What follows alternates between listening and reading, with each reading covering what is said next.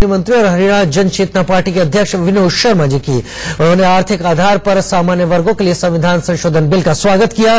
पूर्व केंद्रीय मंत्री से तफसील से बातचीत की इंडिया न्यूज संवाददाता विपिन परमार ने।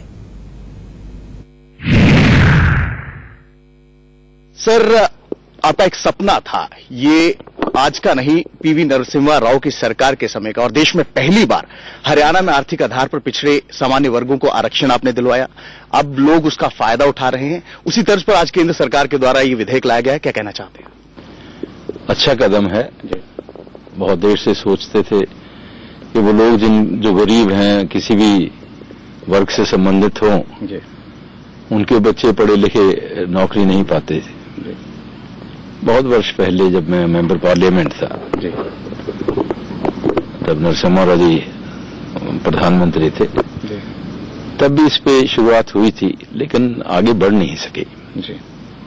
हरियाणा में 2013 में हमने इसको पास करवाया असेंबली से, और ये एक किस्म का पहला कदम था इस दिशा में कि गरीब बच्चों के लिए, चाहे वो किसी भी समाज से संबंधित हों, एक मौका मिले उनको नौकरी करने का। हरियाणा विधानसभा के अंदर एक बुलंद आवाज में आपने इस मुद्दे को उठाया था, क्योंकि न केवल उस समय बल्कि पीवी नरसिम्हा राव की सरकार थी, आप केंद्र में मंत्री थे, उस समय भी इस मुद्दे को आपने उठाया था। सर, जो खाका इस समय तैयार किया गया, जो विधेयक लाया गया है, उसमें क्योंकि हरियाणा में जो 27 सितंबर 2013 की नोटिफिकेशन है, उसमें सामान्य वर्गों की जातियों को रखा गया, लेकिन इसमें जो है मुस्लिम समाज के जो पिछड़े स्वर्ण हैं उनको भी रखा गया है। किस तरह से देखते हैं? देखिए, गरीब तो गरीब है जी। हमें मानना चाहिए कि अगर गरीब को रोजगार मिलता है तो किसी को उसके ऊपर आक्षेप नहीं होना चाहिए। लेकिन साथ में ये बात है कि कहीं फिर भी इस विधेयक के बाद ऐसा ना हो कि गरीब पीछे रह जाए। ये जरूरी है कि इस बात को समझा भी जाए और निश्चित किया जाए कि इसका जो लाभ है वो सिर्फ गरीबों तक ही होना चाहिए, गरीब परिवारों तक होना चाहिए। और जो हरियाणा में हुआ था, हरियाणा का जो कानून बना जिससे हमारे हजारों बच्चों को नौकरियां मिली हैं, उसमें ये देखा गया था कि उन परिवारों में जिनकी आमदनी 3 लाख रुपए से भी कम है, जिनकी लैंड होल्डिंग बहुत कम है, उनको खासतौर पे इसका फायदा मिलना चाहिए, और मिला भी। तो आज भी यही है कि एक प्रयास अच्छा है, कदम अच्छा है, इसको पूरी अच्छी नीयत से इम्प्लीमेंट किया जाए तो इसमें देश में बदलाव आएगा। सर, आपने एक पूरा एक जागरूक करने का काम किया था जनसंपर्क अभियान के माध्यम से। जब ये नोटिफिकेशन हुआ था, लोगों के बीच में जा जाकर जो है इस अधिकार को लेकर आपने बात की थी। केंद्र सरकार का जो नोटिफिकेशन है, जिस तरह से आपने खुद कहा कि जो हरियाणा का नोटिफिकेशन था वो 2.5 लाख पर इनकम, जो 3 लाख से कम की इनकम थी, उनको रखा गया था, लेकिन इसमें बार जो है उसे बढ़ाया गया है, आर्थिक आधार जो है उसे 8 लाख किया गया है। क्या समझते हैं कि जो स्वर्ण जो है सामान्य वर्गों के जो लोग हैं, जो पिछड़े हुए हैं, उसमें प्रतिस्पर्धा जो है कहीं ना कहीं बढ़ जाएगी 8 लाख के बार के बाद? देखिए, 2013 और 2019 में फर्क तो है जी सर।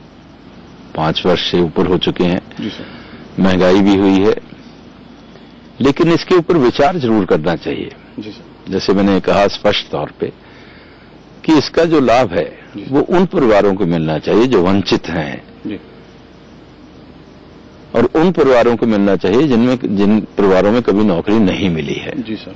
तो इस वजह से इसके ऊपर अभी तो विधेयक आया है, देखिए इसके ऊपर चर्चा क्या होती है, क्या अमेंडमेंट्स आती हैं, किस स्वरूप में ये निकलकर बाहर आता है। कई दलों ने इसका समर्थन भी किया, लेकिन विपक्षी दलों का ये कहना है कि कहीं ना कहीं चुनाव से पहले लुभावना ये फैसला है।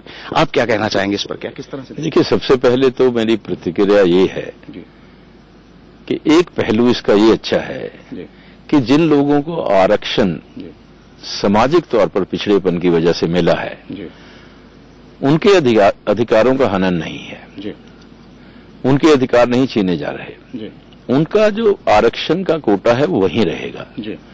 ये तो बचे हुए जनरल कैटेगरी में से एक अलग से कि जनरल कैटेगरी में जो लोग हैं उनमें से जो गरीब हैं उनको आरक्षण दे दिया जाए ताकि उनको भी मौका मिले आगे बढ़ने का। और जो आपका प्रश्न है कि क्या इसका व्यापक असर क्या होगा, वो सही है कि सभी लोग संतुष्ट हैं।